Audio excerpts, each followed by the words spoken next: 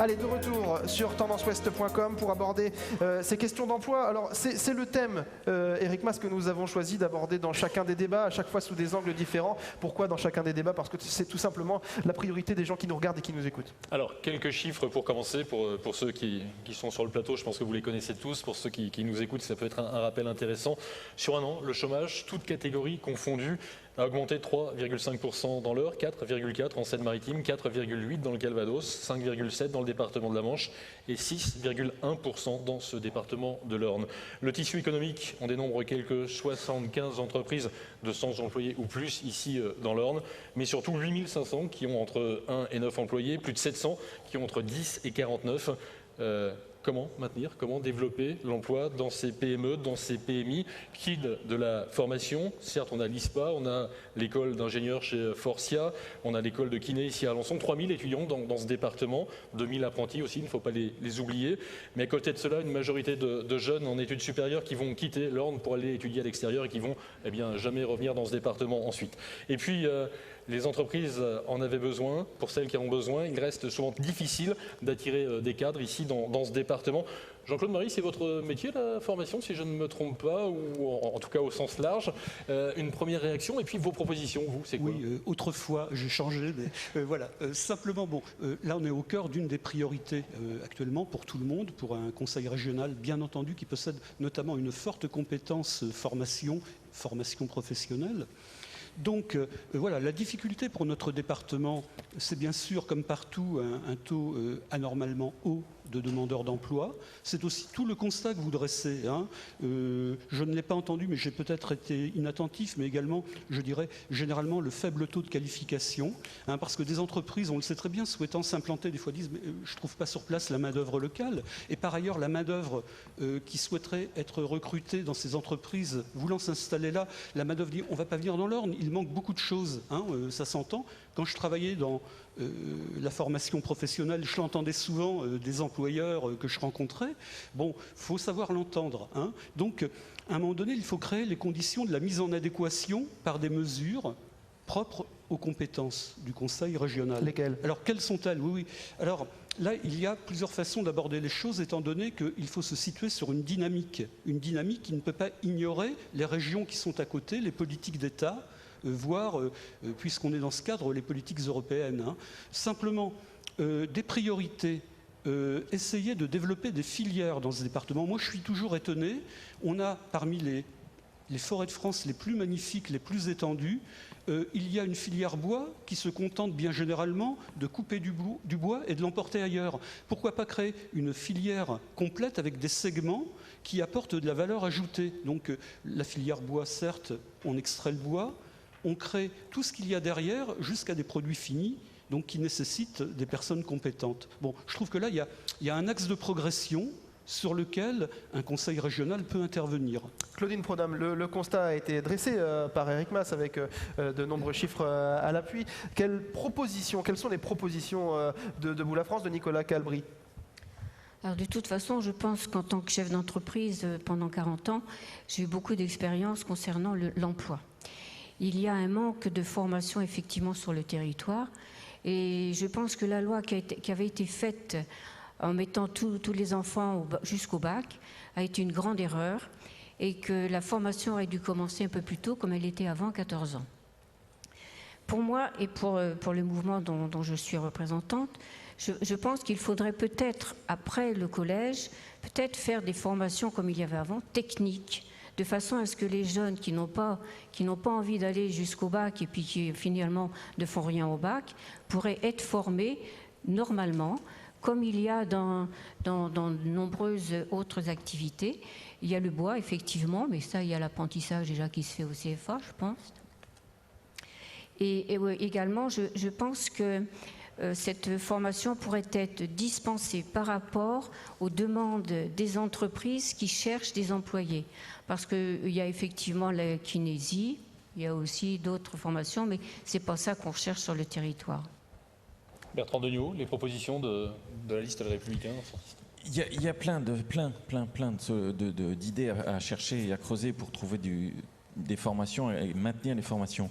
Et il y a des choses aussi à faire au point de vue local en termes de formation. Vous avez par exemple, il y a un point que vous n'avez pas cité dans l'offre de formation sur Alençon, le site universitaire d'Alençon-Damigny. C'est une pépite. Je sais, j'en suis sorti. Et vous avez plein de gens qui en sont sortis et qui restent travailler. J'ai rappelé les 3000 étudiants actuellement dans l'ordre. Et qui restent à travailler à Alençon parce que plus vous restez dans un territoire pour faire vos études, plus longtemps vous y restez. Or, qu'est-ce qui se passe depuis quelque temps? La région ne donne plus la subvention à l'association de promotion du site, mais elle les donne directement au budget de l'université. Et vous pensez que l'université de Caen va redonner l'argent au site. Ça me paraît dangereux. Il y a aussi pour l'apprentissage, et je rejoins ce que disait Madame Prodhomme, sur le fait que dire que 80% des gamins doivent avoir leur bac, mais qu'est-ce qu'ils vont en faire? Il y en a qui n'ont pas besoin de leur bac, qu'on oblige à aller au bac.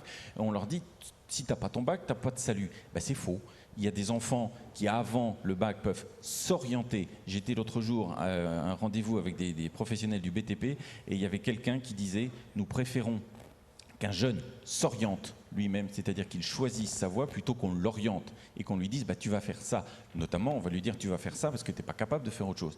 Et donc, il faut absolument qu'on change les mentalités, la loi, etc., qu'on permette aux entreprises d'avoir une vraie politique d'embauche d'apprentis en simplifiant les choses, en leur donnant une ligne claire sur la durée du mandat pour qu'ils puissent embaucher, que l'État fasse en sorte aussi qu'il nous aide, parce que quand l'État supprime la prime qui était accordée aux maîtres d'apprentissage, qu'est-ce qui se passe? Il n'y a plus d'apprentis. Résultat, on est à moins de 10 000 apprentis en Basse-Normandie. C'est faux. Donc il faut absolument, il n'y a plus de 10 000 apprentis en Basse-Normandie, il faut absolument qu'on encourage cela parce qu'on a des besoins d'entreprise, on a des jeunes qui cherchent, il faut que tout le monde se rencontre et ça on va le faire là-dessus. Et il faut aussi développer les grandes universités Caen, Rouen, Le Havre pour que tout le monde puisse rester dans la région le plus possible. C'est aussi une garantie, c'est évident que tout le monde ne peut pas rester dans l'Orne. Merci Bertrand Degnaud. Laurent Beauvais, je vous entendais sourire pour ne pas dire plus sur les propos de Bertrand Degnaud. Il faut essayer de trouver quelques arguments pour dire du mal de la région. Cette subvention, elle est bien entendu versée au pôle universitaire. C'est pas ça le vrai sujet. J'ai presque honte de souligner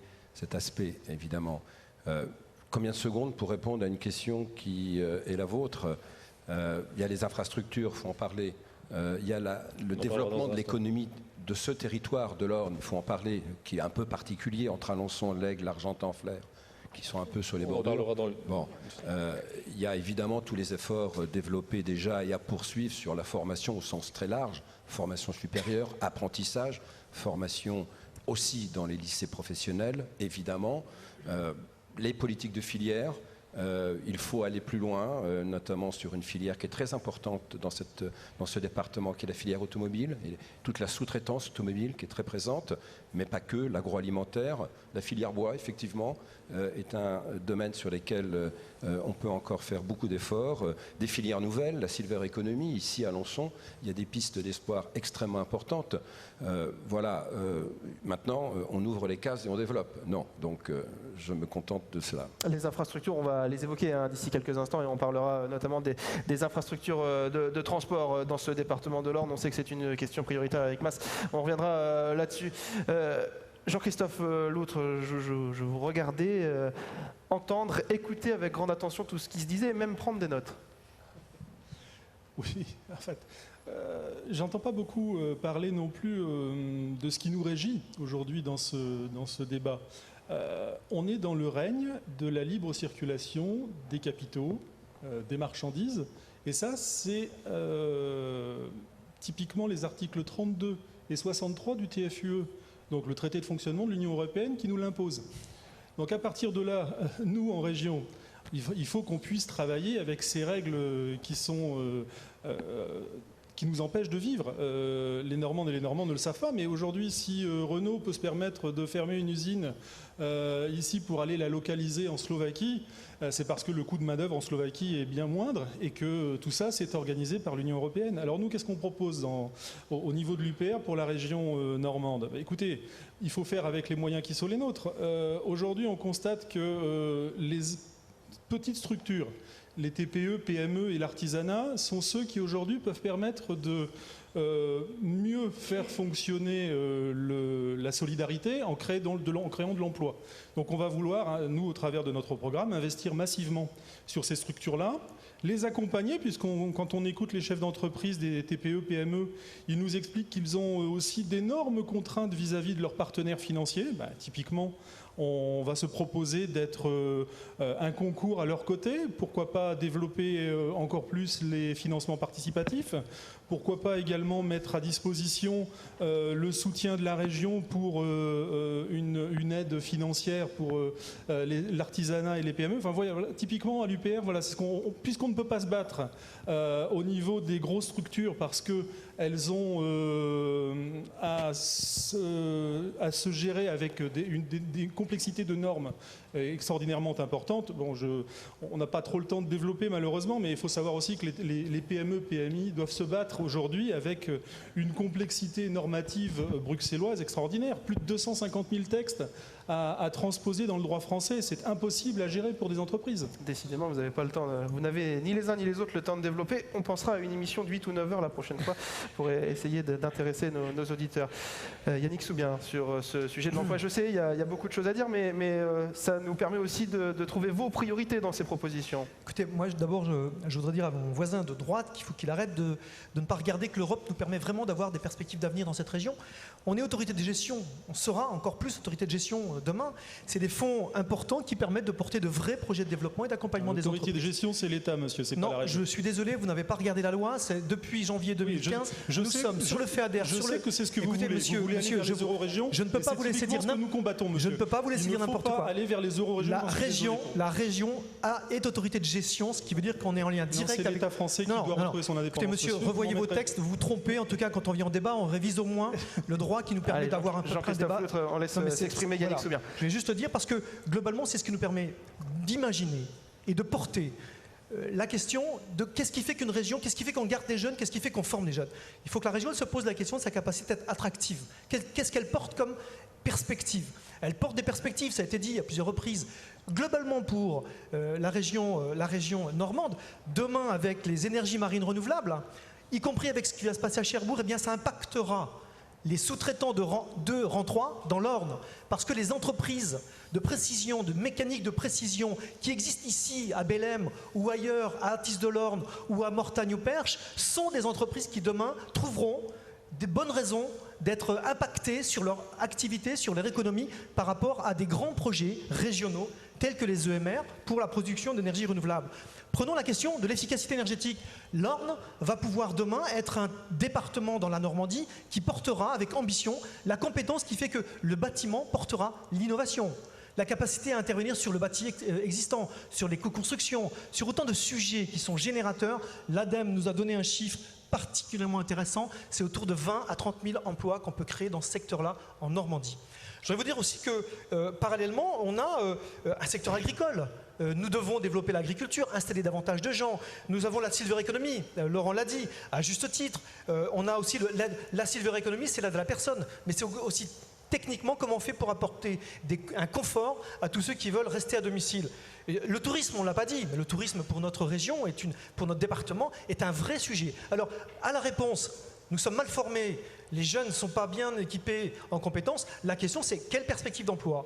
Quand on est capable de poser les perspectives d'emploi, on peut parler des qualifications et des formations qui vont bien avec. Donc voilà, moi je vous dis très honnêtement, l'Orne pourra bénéficier de l'élan que la Normandie portera parce que nous avons de vraies perspectives de développement. L'accueil de nouveaux acteurs.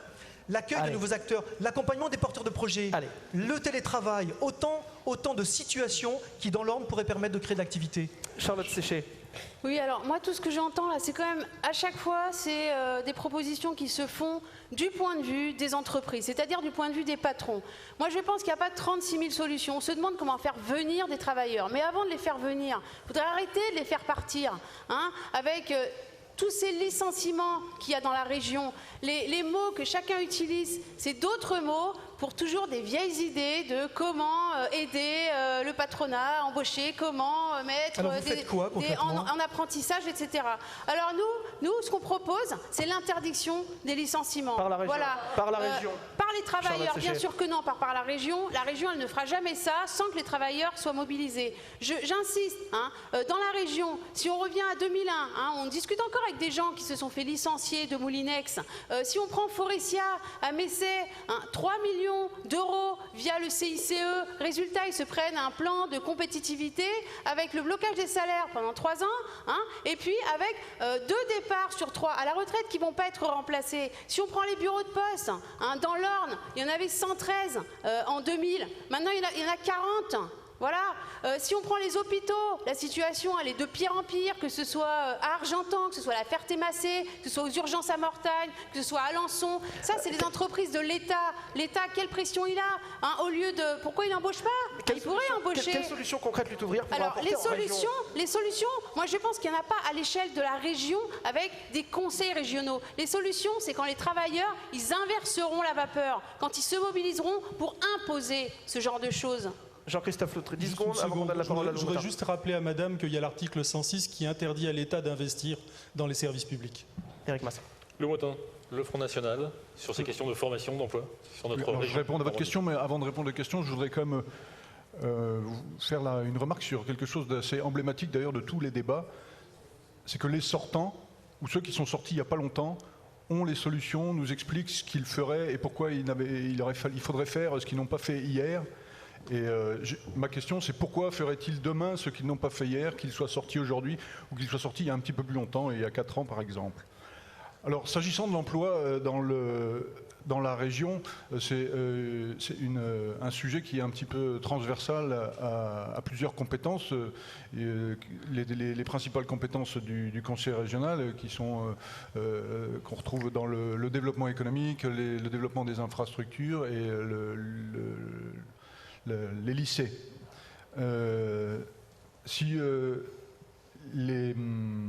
Les indicateurs de la région, évidemment, sont très mauvais. Il y a un chiffre que vous n'avez pas cité, il y a 310 000 chômeurs en Normandie.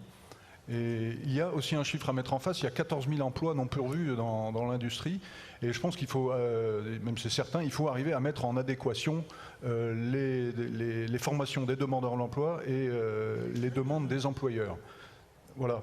Ensuite, si on veut que les entreprises embauchent, il faut que les entreprises aient du travail pour qu'elles puissent développer leur activité. Il faut utiliser le levier des marchés publics pour favoriser les entreprises locales. Le Conseil régional peut le faire dans le cadre des appels d'offres, faire en sorte qu'on pratique ce qu'on peut rappeler une préférence régionale. Alors, dans les appels d'offres, avec des paramètres environnementaux, c'est tout à fait possible de favoriser les entreprises régionales et d'éviter de faire travailler des entreprises qui font travailler des travailleurs détachés qui sont rémunérés et qui sont beaucoup moins chers que les nôtres et qui sont beaucoup plus compétitifs. Voilà, donc ce travail se fera aussi dans les lycées. Il faut arriver, en particulier dans nos lycées agricoles, arriver à former les gens dont nos entreprises ont besoin. Et en agriculture, former des gens qui puissent exercer les fonctions de chef d'entreprise, gestionnaire aujourd'hui, des choses qui ont bien évolué et qui méritent qu'on se penche et qu'on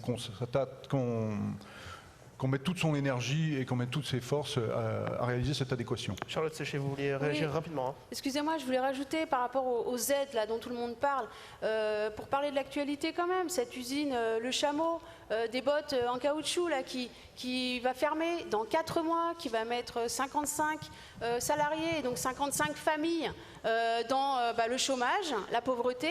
Bon, c'est quand même une entreprise qui a reçu 98 000 € de subventions du Conseil général de l'Orne. Donc, tout ça, c'est les mêmes recettes. On continue à les aider. Et ça fait des dizaines et des dizaines d'années pour toutes les entreprises. Je précise juste au passage, je termine, que les salariés du Chameau manifesteront samedi matin et que, en tout cas, nous, on est solidaires. Je ne suis pas la seule, mais on est solidaires de ce combat. Jean-Claude Marie pour le Front de Gauche et Yannick Soubien pour Europe Écologie Les Verts.